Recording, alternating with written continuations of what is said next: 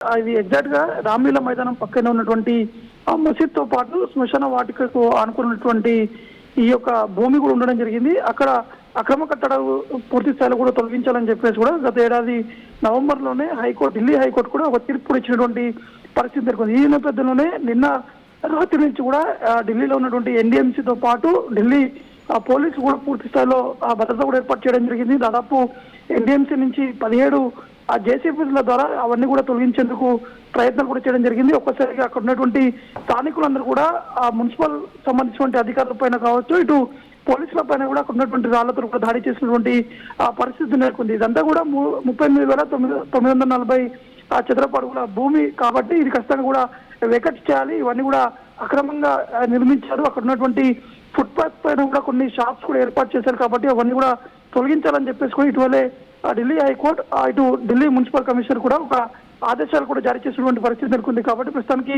రాత్రి నుంచి కూడా కొంత హైటెన్షన్ అనేది కూడా నెలకొన్నది. అక్కడ ఉన్నటువంటి స్థానిక పోలీసులు బందోబస్తుకు వచ్చినటువంటి పోలీసుల పైన కూడా అక్కడ ఉన్నటువంటి స్థానికులు రాళ్లతో కూడా దాడి కూడా చేయడం జరిగింది. ప్రస్తుతానికి ఆ సీసీ ఫుటేజ్ ఆధారంగా వారిని పట్టుకునేందుకు ఆ పోలీసులు కూడా ప్రయత్నం కూడా చేయడం జరుగుతుంది.